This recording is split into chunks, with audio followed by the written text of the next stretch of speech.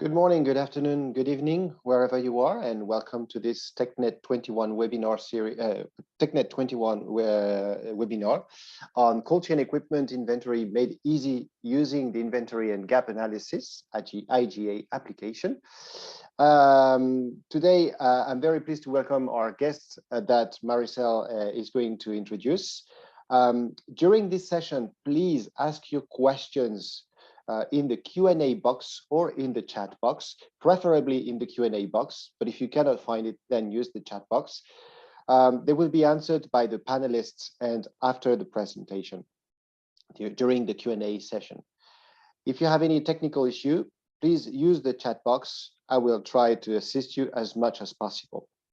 As usual, this session is recorded and we'll share the link to the video as well as the slides by email and on the TechNet 21 website. This session is translated into French. To use the French translation interpretation, please follow the globe icon, click on it, and then select the French channel. I'm going to say that in French to help our francophone who are with us. Ce webinaire est traduit en français. Si vous voulez utiliser la traduction en français, il suffit d'appuyer sur l'icône en forme de globe et de choisir français pour avoir l'interprétation en français. Vous pouvez aussi couper l'audio original pour n'entendre que l'interprétation. I'd like to give my colleague Maricel the floor to start this presentation. Thank you very much. Thank you very much, everyone. Good morning, good evening, good afternoon. So welcome to the webinar on cold chain equipment, inventory and gap analysis application. So this webinar is intended to actually serve as the launching of this new tool, which was developed by WHO sometime in August. So we want you to get familiarized with it. So there will be a demonstration on the different functionalities and reports and uses of the IGA application. We hope that you will also learn from the experiences of Georgia, which is the first country that used the application nationwide. And then we would like to take this opportunity to also listen to your suggestion on how we can further improve this tool so that it will be more practical and useful for your cold chain inventory needs.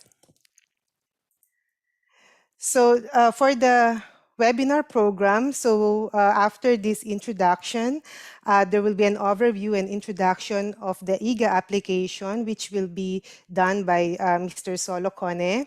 And then the functions and reports of IGA application will be demonstrated by Mojtaba. And we will give the floor to Irakli for the Georgia experience and lessons learned on the use of this application.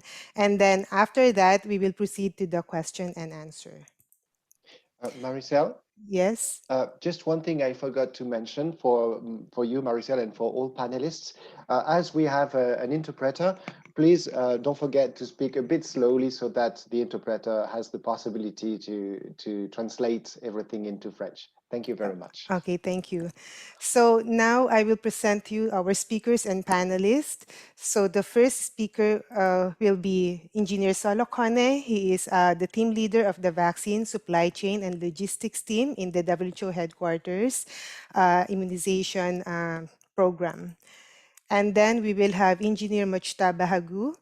He is a consultant of the IGA application, and he was also a former WHO and UNICEF technical officer. And then we have Mr. Irakli Gabisonia. He is the API manager of the Ministry of Health in Georgia.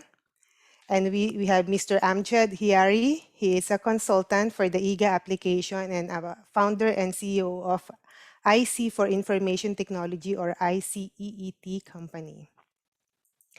And then finally, we have also part of the panelists will be Engineer Mohammad Shadan. He is the program developer of the IGA application. At the same time, he also supported the web-based vaccination supply, stock, and management application.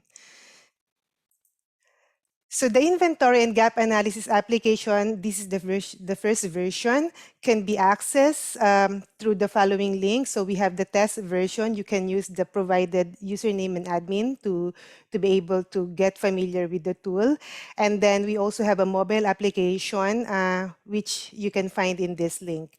So thank you very much. And now I will hand the floor to Mr. Souleymane Kone for the overview and introduction of the IGA application. Over to you, Solo. Yeah, thank you, Maricel. Good afternoon, good evening, and then good morning. I see participants from all parts of the world. Indonesia and United States, very really broad range of our zone. And I think that this is really delighting, and then we are really welcoming you here. Next slide, Maricel. Yeah, okay. The first question is that as inventory is concerned, that is what is the purpose?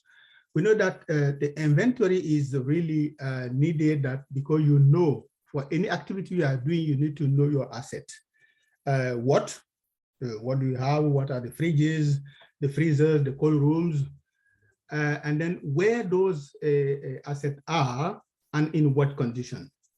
Why? Just to be able to use that knowledge of the equipment for planning the implementation of your vaccination activities as immunization is concerned. And then plan also and implement a maintenance to ensure the availability, the full availability of the equipment in good operating conditions at the optimal cost. As you can see, the timely maintenance and strong maintenance will ensure that you don't waste your money maintaining old and aging equipment. And also to have a consistent planning for timely rehabilitation of your equipment and your asset, be it extension, equipping new locations with capacity for service delivery, or expanding existing capacity where it is needed because of the program growth or expansion of new vaccine in your program, or replacement of existing aging and malfunctioning equipment. So inventory will just really give you all these insight for both maintenance and also having a good segmentation of your facilities which will guide appropriate selection and utilization of the equipment. Next slide. But to conduct the quality equipment, what are the different methods and what are the data that need to be collected? The first methods, broadly, we are distinguishing here that three methods. The first method being that you send engineering Mojtaba or technician just in each location just to assess and collect information on each and every quality equipment. This method is probably very reliable data because you have technician and knowledgeable people that are doing that, but it is long and costly to implement. The second method, probably we will just focusing more and more is just to use the users of the equipment at the different locations that to collect this data. It is low cost, rapid to implement. Of course, if you can manage to address the challenges that may be facing with the quality and the knowledge of the equipment, or validation may be required here. The third being just collecting data from the procurement and deliveries of equipment, and then just plot it in a database, but without really a real knowledge of the location where those equipment are and the real functional status of the equipment. It has almost no cost because if you just, we have UNICEF supply 50 refrigerators, you have that number, you have the capacity of those refrigerator specificity, but you don't know where they are maybe and in which condition they are. Once you have defined the methods, now the data to be collected. When you are conducting a quality inventory, make sure that you collect appropriate data that will serve now for managing your cold chain equipment. This include, not limited to, the location where the equipment is, with all the identification, the population, the hierarchy in the system, and the equipment identification themselves. You can provide categorization here or type of equipment, models and make, energy sources, and others. And the nominal output as the cold chain equipment, the refrigerator and cooler are concerned regarding the storage capacity, the power consumption, the age or the year of installation, and really importantly, the functional status. You can just have differentiation of these categorization here regarding the functioning well, need repair, not functional, decommissioned or not installed yet. And of course, lastly, the frequency. Normally, the equipment inventory should be kept up to date. And if you have in the country or national level, you may have also a physical check time to time, annually will be preferable. Next. Now, what are the different categories that should be included in the equipment? In principle, all the type of equipment that are used in your supply chain just to support immunization activities. Here we're highlighting cold chain, cold chain equipment, both active cold chain refrigerator, freezer, or ultra low temperature freezers, cold freezer rooms, passive containers, cold boxes, vaccine carrier, or special container you may be using, as well as coolant packs, be it water or ice packs or PCM packs for those countries that are just introducing these. Transport equipment, vehicles, and other type of transport means, office and IT devices, and others. So there are really many type of equipment and category here that can be collected, for which information can be collected just to serve the purpose of the managing the supply and the supply chain, the cold chain equipment in your program. Next. So, but so far, till now, there are some of the many common misconceptions in the cold chain equipment management. The first, we can highlight here that the update have been a challenge. Real-time data necessarily do not exist. Anytime there's a need for cold chain analysis, country have to go again to make this heavy exercise. The second being that it is most of the time donor-oriented or central level oriented. So which is make the less interest for ownership of different levels and users to have this inventory up to date. And mostly when they have to conduct the inventory anytime, it is a tedious process that is leading to huge costs that the program or the national immunization program may not be able to cover, that to seek for support, external support. And then the difficulties to sustain due to disconnected data platform, paper or Excel spreadsheet. Is really, really difficult to have a unified sustained system. The second problem is the analytics. Most of the cases so far, what we have been seeing, that these analytics are incomplete. Data, mostly just it is limited to few statistics, by type, model, make, or energy sources, age, functionality, and that does it, which is not really sufficient for really equipment management. Or the equipment really is mostly oriented, the analytics is oriented to the equipment, sometimes forgiving the facility, the location that have a specific need to be covered. And then the capacity analysis, of course, is really limited or in existence is most of the systems or inventory management system we have been having so far. And lastly, the continuous management itself. It has really a limited scope, most of them. Categorization is really limited, just refrigerator and cold rooms, refrigerator, freezer, and cold rooms, the major active cold chain equipment, or the data fields.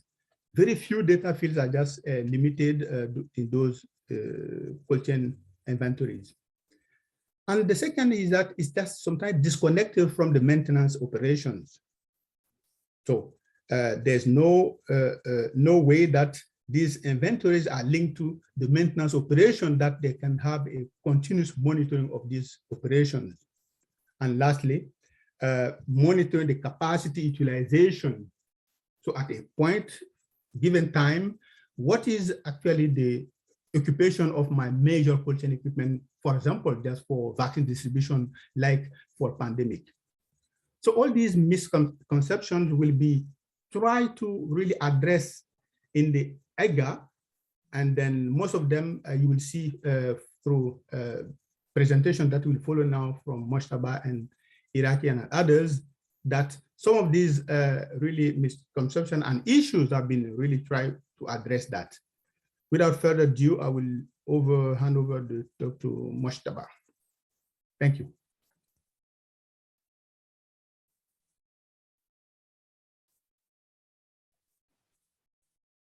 Okay, good morning, everybody. Do you hear me?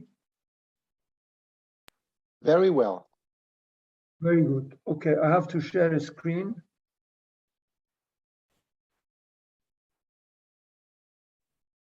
Do you see the screen, everybody? Yes, the screen is Very up. good. Okay. Hi, everyone. If I have to take the end of Solo's presentation, this is the application that we have developed with the help of in WHO, and I would like to say here that something like 100 years of experience it has gone into that. If I consider all the people they helped into that and their experience came into that, probably is more than 100 years. Having said that, this is the main page that all the users they see when they log in with their password, with their username and password. They see this, except that they don't see the setting, because setting is only for the admin. This application, it has not been made for one country, for one setting, and it has not been made for only cold chain equipment. You can put everything that you want into this application. This is the main page that you see all the facilities here. This is a replica of Georgia's data, and some of the name of the facilities are in Georgian language, which doesn't have any meaning to us. And that's here on the main page, you see you can select your cold chain equipment. This is the item class cold chain equipment, and you can use your cold room. You see that in this facility, which is the central store, there are in 11 cold room, 100% of they are working, and then they have also refrigerators, freezers, cold boxes, everything that they can see how many of them they're working and what percentage it does not work. The same thing, you can go to the central store and you see the sub facilities. There are 62 sub facilities for the central store. 40% of them are defined and the rest are not yet defined. The detail of these two charts are shown here in this table below. Then I would go, with your permission, I go to the setting a little bit, and this setting is will be done by the admin group. Admin group is a number of 4 people, 5 people that they have a full knowledge of the situation, and they go to the configuration first. They configure the application, they put their own logos that they want, and then they put all the information they want. Everything they have to put with their knowledge, it goes into this and then they go to the item class. They select item class that they want. If the item class is not there, they define their own item class. item type for each item class. Again, for instance, for cold chain equipment, they selected in Georgia cold room, freezer room, refrigerator, and the rest of it. They can change the name to the language they like. And then for each item, they say in which level this item exists. So users, they cannot by mistake put a cold room in the last level of the cold chain. Fields of item, for each item, they select a number of fields, and each field that they select, they can say this field is mandatory or is not mandatory. If it's mandatory, the user cannot save the screen if they don't put data there. I have to say here that we have made sure that users are not typing anything. Only few, very few fields are typing. The rest are selected from drop-down menus, and this is because we don't want users make any mistake. We curb all the mistakes. Fields related to facility, the same as item, they can select many fields and they can say, okay, this field is that I would like to have coverage to, and then also is not mandatory, or province, I would like to have it, but is mandatory, and so on and on goes. That email address, I want to have the email address of the facility, but is not mandatory. Then we come to the parameters. I said users, they do not allow to type anything. So all admin is going to put for them the parameters that they want. For instance, if I go to Georgia and I show that in Georgia, the ownership of the facilities are this. So the users cannot just type the name of the ownership. Then we go to manufacturer, the same. This is one of the biggest, a problem in previous applications, that they type the name of the manufacturers differently, and there was the problem. So here, the name of the manufacturers is for the admin to decide. Then we have PQS-PIS. So we have this. We can import the PQS-PIS data, and then when the users, they come to an equipment, to an item, to a refrigerator that has a PQS-PIS number, they just type the PQS-PIS number and all the information is loaded to the system. The same for the passive equipment, and also for, importing facility data. That if the country, they have their facility data on Excel sheet, they don't have to do one by one facilities. There is a help that the admin can change it according to what they want. The language also, I said that this works with many languages. You can add any local language. It already works in French and Russian, and of course English and Arabic. This is the menu that is not shown to the users. Users, they have this facility and they have items. For instance, if the time does not allow me to go to all the menu, I go to the item, and if there is a new item, admin decided that these are the fields that they need.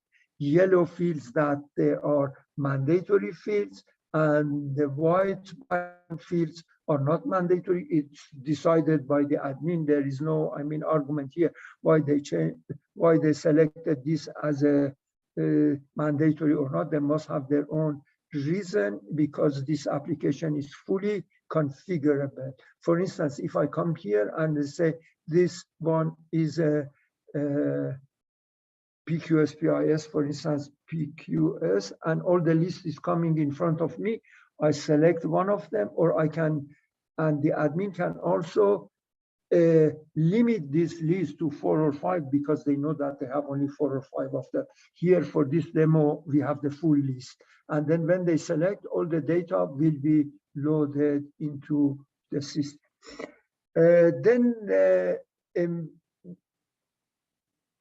a number of reports are here. I may have time only to go to gap item. If I go to the gap item and I select, for instance, level 2 in Georgia and report, it may take a little bit of time because it has to make all the calculations here. So you see here, in 2, there are 6 facilities. These are the name of the facility, the parent facility, the level, the code that is generated by the system, type of the facility, total population, under one population. And then this is net available capacity. For instance, in row number 2, net available capacity is 1,314 liters of at -20, 35,000 and something for 2 to 8 degrees. And then it shows here net functioning, net available capacity and net functioning capacity. And then the last row is a net required capacity that is calculated based on the admin that they put one fully immunized child, how much space they need, and comes here to shows that here at -20, they have 4,000 liter of capacity shortage and 27,000 capacity excess. The same thing, but here also there is a filter to show, okay, only, I mean, equipment with PQS PIS, because I don't want to calculate the refrigerator, the domestic refrigerator. The same thing is that I would not like to just include in net available capacity refrigerators that they are 10 years old or 5 years older. And also we can go this estimation of the shortage and excess of 2021, but I can go to 5 years, I mean, from now, and see what would be the situation in 2025 for planning, because the population changes, a new vaccine is coming, some vaccine they go out, and all this can be done here. What else? If I go back, and then this also can be, I mean, exported to the Excel sheet. If I go back to the other report, for instance, we have a report on profile of facilities.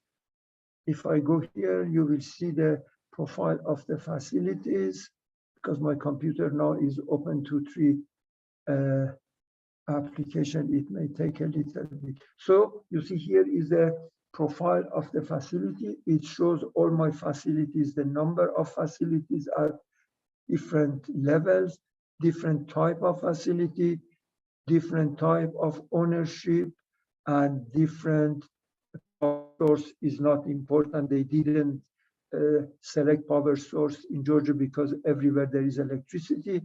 And then they come to population, shows the total population at this level, level 2, level 3, maximum population, the average, minimum, under one, the same thing. Do I have any time to continue, or I would stop here and give time more for question and answers? Maricel, you're managing the time. Yes, Mojtaba, are there other things that you would like to discuss? Maybe we can still give you like 3 minutes. Okay, good. I go to users. User, you can have as many as users as you want, because every user is allowed to define more users for their own facility. Only these users, they would be for their own facilities. Here are the users, for instance, for different facilities, and each user would be given a unlimited permission. For instance, this user can do everything. This user can only look at,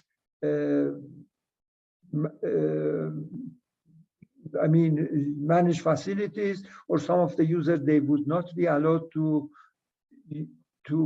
define more users. This depends on the person who is defining new users for their own facilities. And all the transaction, all the data entry would be recorded under the name of the user. So user would be fully, irresponsible and accountable for whatever they do. The higher level can always connect to the lower level. For instance, if you are in the district and one of your facilities at the lower level, they don't have access to the internet, or they are not, or they don't know how to do the data entry, you can talk to them and say, okay, I have one refrigerator of this size and so on, or with this PQS number, and higher level can do the data entry for the lower level. I would stop here, Maricel, and leave more time for to show the experience of using this application in first country in Georgia, and the second country is Jordan, but because of the time, Jordan, they don't have the presentation. That's all. Back to you, Marisa. Thank you very much, Sol and Mojtaba, for the presentation. So before we move to Iraki's presentation, I would just like to remind the panelists, if you can take also a look at the question and answer and try to respond to some of the questions. Some of them probably will be better answered live. So you can go ahead and take a look at the Q&A. Now we move to Iraki to present Georgia's experience on the use of IGA tool. Over to you, Iraki.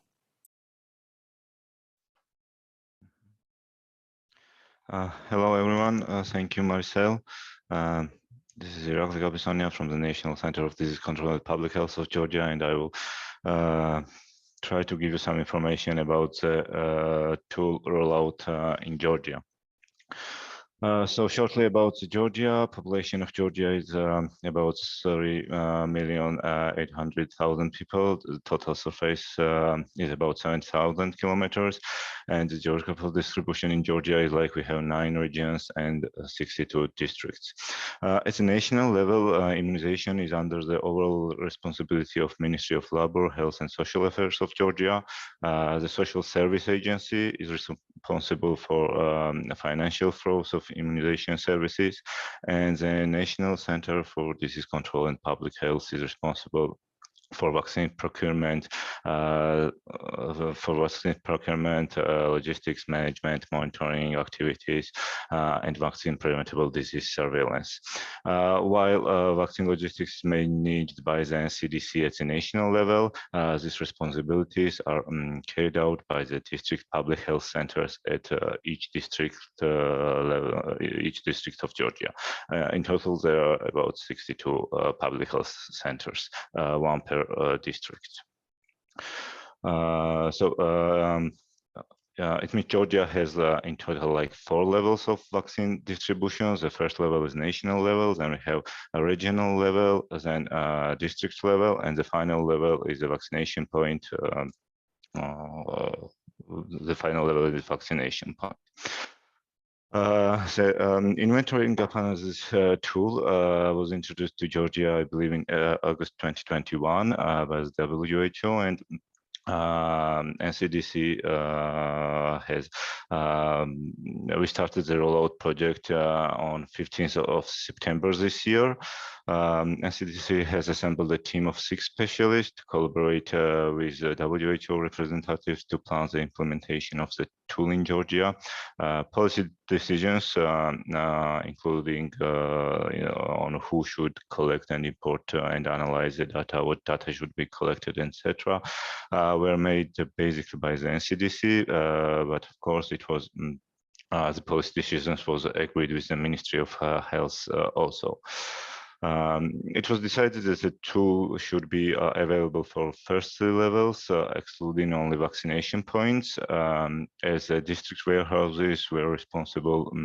The information about the vaccination points were collected and imported into the tool by the respective district warehouses.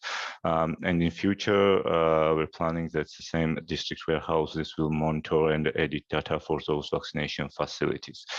The planning phase included planning a project schedule and timeline, procurement of additional equipment, laptops were procured for this project, translation of the application and the web platform into Georgian language, filling out the required data and information for the admin group and admin level, adjusting the application to the needs of Georgia, defining the variables, etc., and of course the trainings for the national team. The adjustment of the tool to the needs of Georgia, a lot of different information regarding the facilities and equipment and human resources can be collected and analyzed using the tool. Even though adjustments can be made throughout the process later, it was important to know what information is the most valuable for the country to have access to. Thus, defining what information to be collected beforehand allowed us to follow the schedule and start the inventory process as planned. We still had some adjustment to make after our pilot project. For example, in Georgia, we have included information about coolant packs in this tool, but later during the data collection in capital Tbilisi, it was difficult to determine the exact number of coolant packs and the condition of coolant packs, so we just needed to make sure that there were enough number of coolant packs for the facility, and which usually was the case, and we made the decision not to import everything, all the information about the coolant packs at this point. Same applies, for example, for the dry storage for vaccination facilities, but still we included the information about dry storage for national, regional,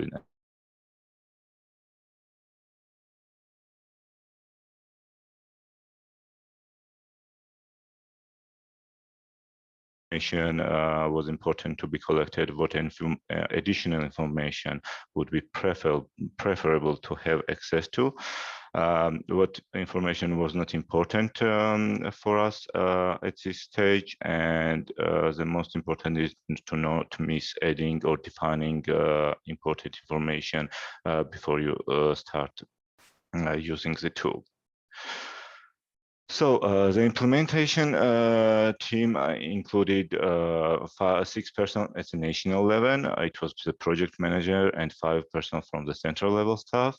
And then we had regional and district level staff, at least 1 person at each district or regional warehouse. The duties of the national level staff, including project manager and the central level staff, were practically same.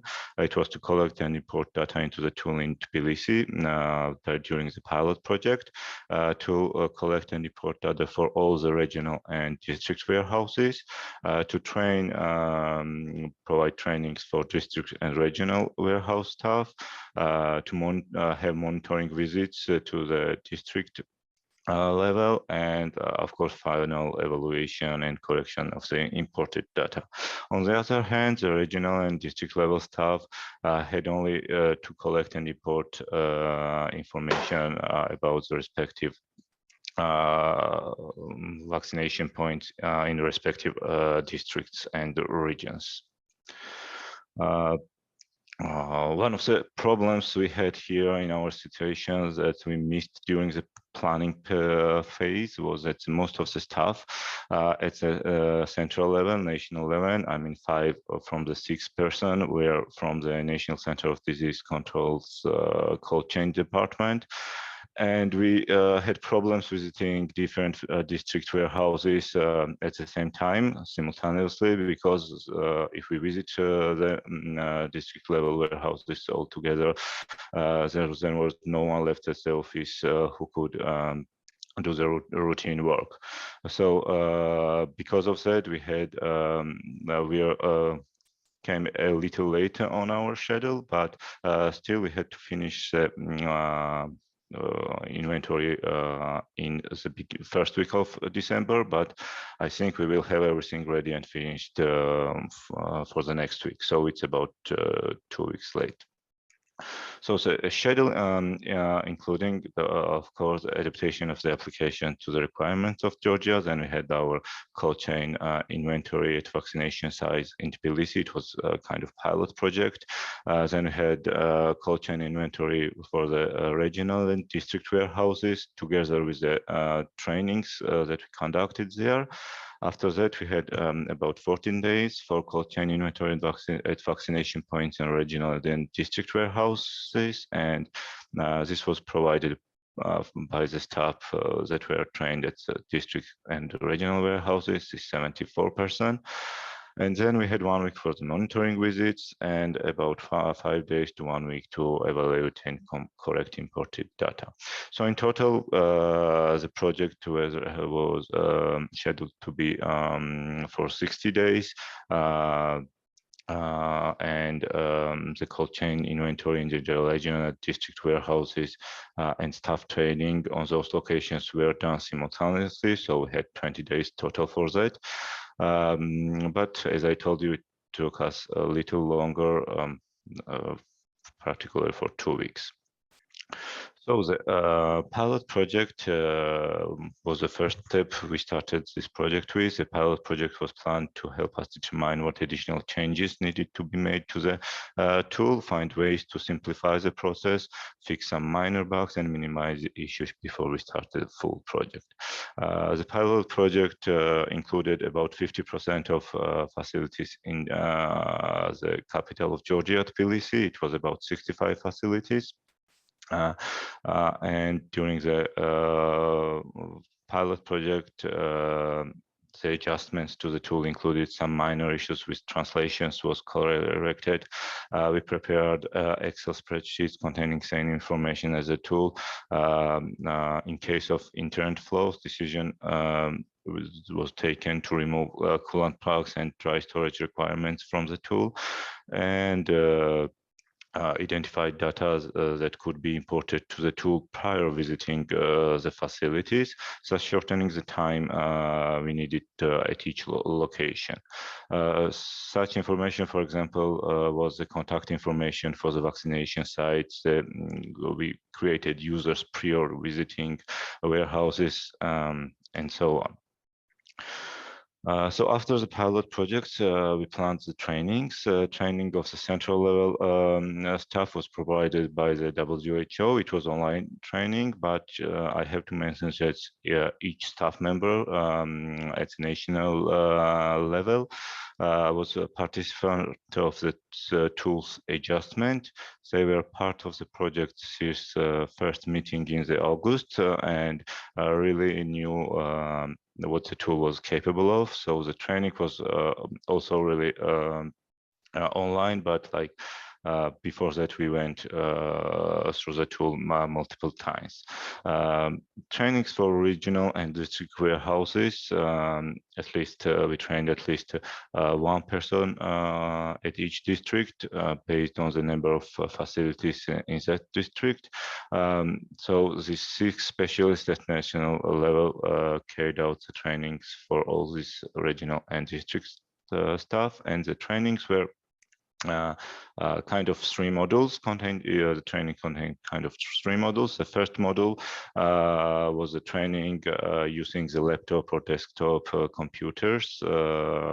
We visited each facility, I mean each district warehouse, and there, together with the trainee on their laptop or desk computers, we started. The first module was training and went through the application to see all the information that should be collected and how to import information in the application or web platform.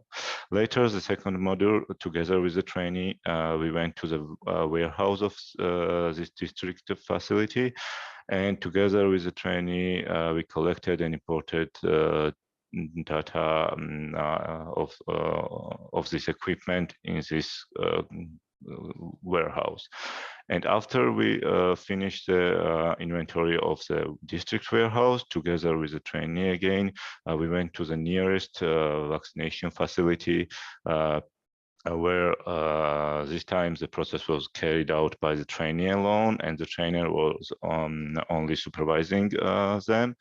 So it was pretty like time-consuming process, but the results we had is that I think none of these district warehouse staff had any like additional questions later on how to navigate through the application. Each training session took us about 3 hours, but as I said, there were 6 people at national level who could conduct trainings, and each had to visit about from 12 to 15 district warehouses. There are about 60 for district warehouse in Georgia. Besides the information about the tool during the trainings, we also included how to calculate, for example, vaccine storage volumes, also how to identify equipment in the PQS catalogs, and etc. So the auxiliary equipment and server information, Georgia has mainly used tablets and laptops during the process. In only small number of facilities, the Excel spreadsheets and paper documents or smartphones were used. So it is like for sometimes it is hard to give up like paperwork right away, as not everyone is skilled enough to work with the computers, and it usually takes longer for them to navigate through of the web page than in the papers. So we allowed to collect information on paper, but later everyone had to import the information to the tools themselves. And after the data was collected on paper and then imported to the web platform, it was also much easier for them then to get the reports and navigate through the documentation and navigate through the tool. So I believe the tool will soon replace paper-based work completely in Georgia.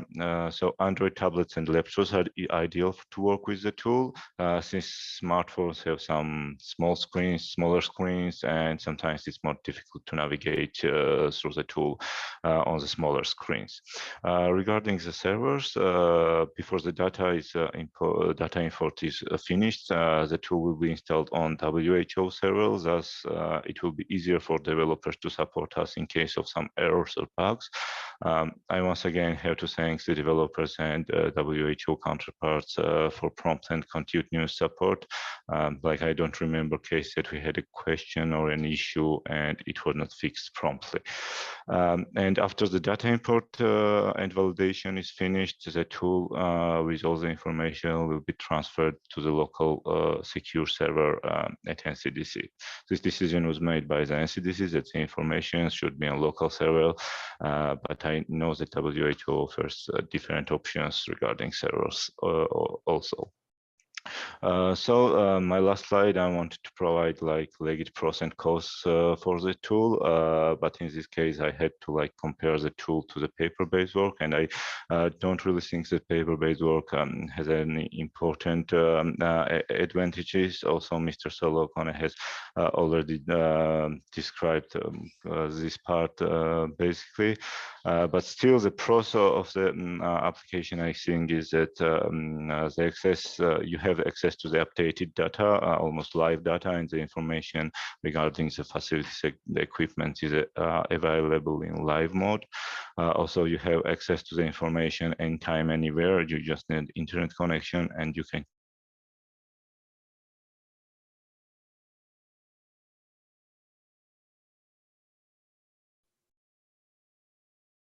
to what information. You have ability to change or edit data anytime. Information is saved on local server. You can generate different types of reports with just one click.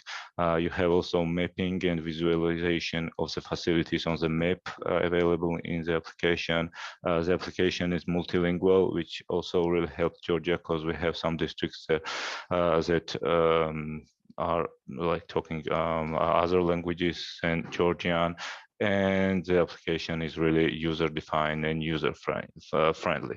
On the other hand, we had some issues with minor bugs with the application, but as I said, the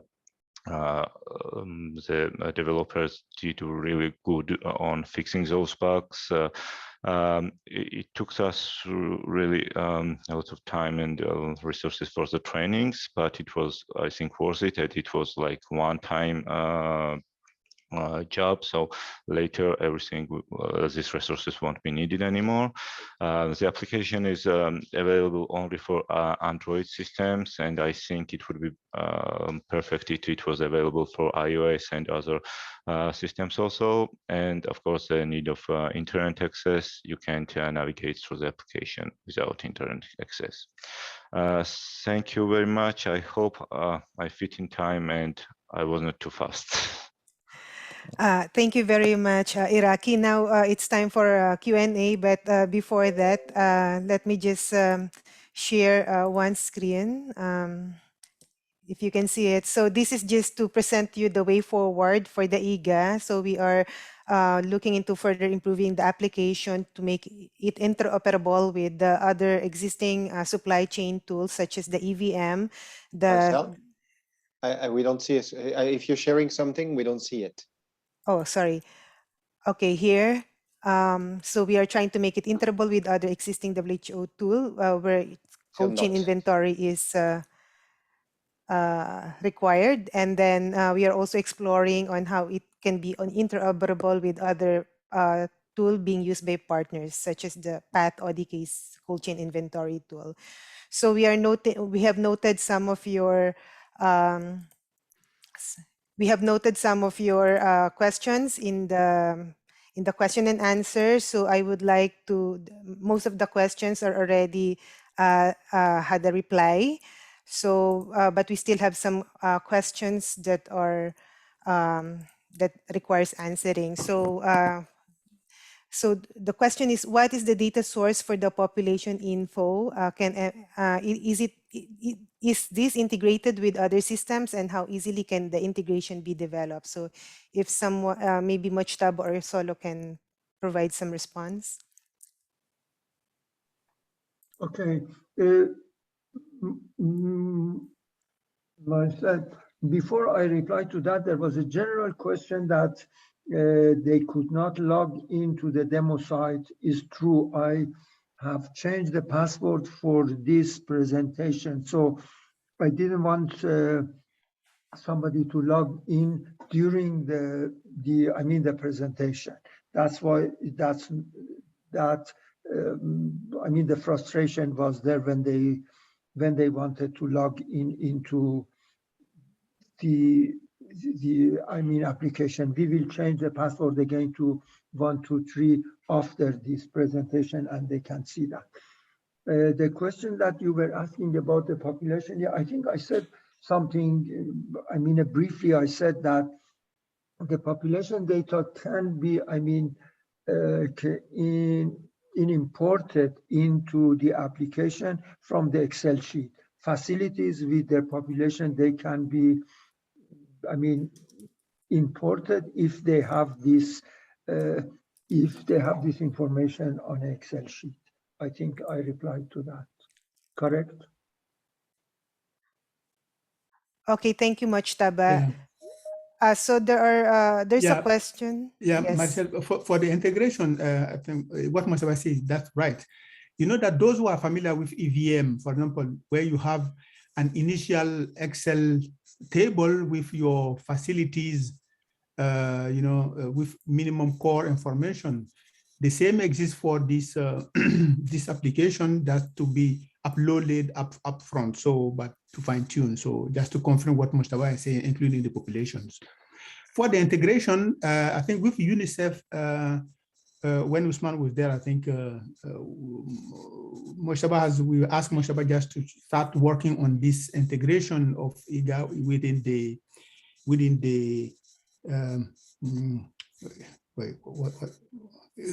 the VSSM, the WVSSM. And this functionality is still there, and then I think it will improve it.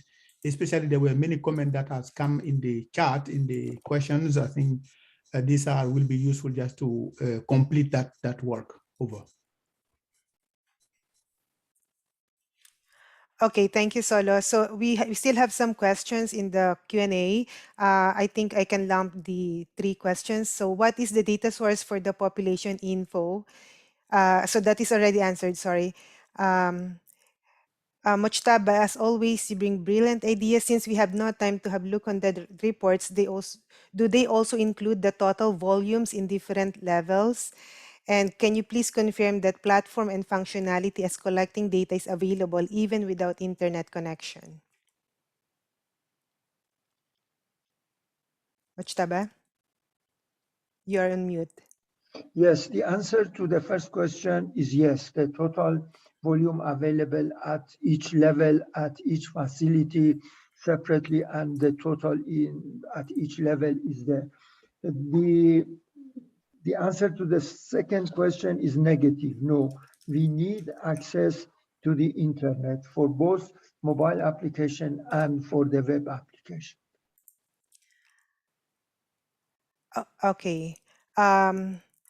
So another one is that's good innovation for IGAS. I got that we may have equipment gaps for 2025, for example. Please, is it possible to have regarding the additional cold chain storage capacity, the number and type of equipment needed for both whenever about to make gap analysis? Yes, very good question.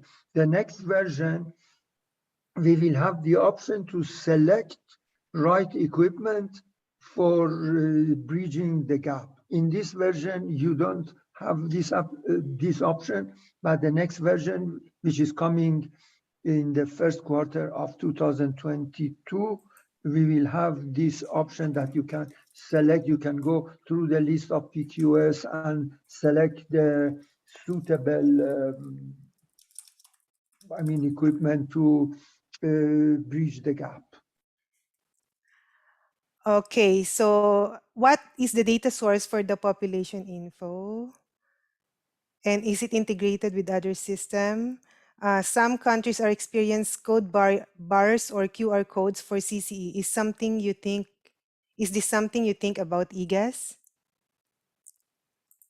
If I understood the question well, the responsibility of putting the right population there is the responsibility of the user, but admin can curb the error by putting the minimum and the maximum population for each level. Therefore, the user cannot really put any figure for population less than the minimum that is specified by admin or more than the maximum that is specified by admin.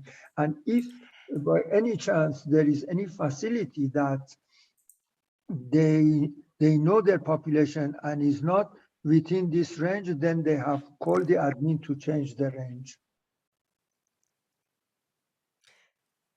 Okay, thank you. And this question is for Irakli. Why was the decision to remove coolant packs and dry storage in Georgia pilot project?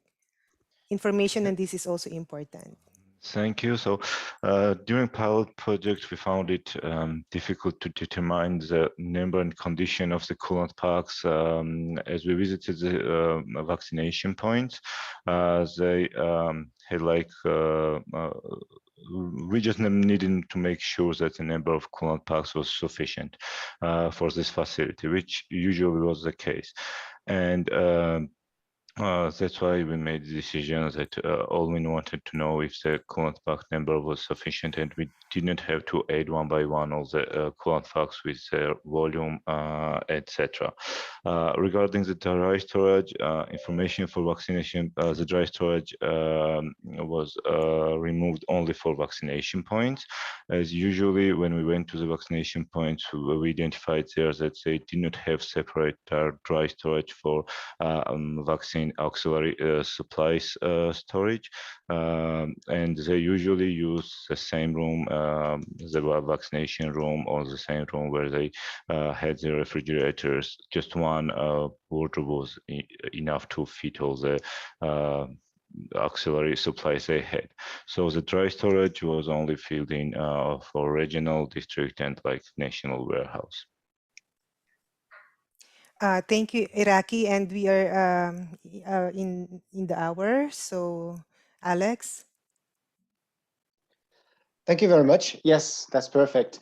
Well, that was a great presentation, a lot of interaction, and I'm really happy to see that. Just as a reminder, we will send everyone by email the links to the recording of this video as well as the slides. The recording has been also done in French, so we'll share that too. Thank you, Maricel, Irakli, Solo, Mojtaba, Hamjad, Mohammed, everyone for being part of this great presentation. I wish you all a very nice day. And in case you have any question, you can write to me, and well, you will receive an email from me. So if you have any question, you can just reply. Have a nice day, everyone, and well, happy end of the year. Bye-bye. Thank you very much, everyone. Thank you to all our speakers and panelists as well. Yes, thank you. Thank you so much. Bye-bye. Bye. Thank you. Thank you, everyone. Bye. Great. Thank you.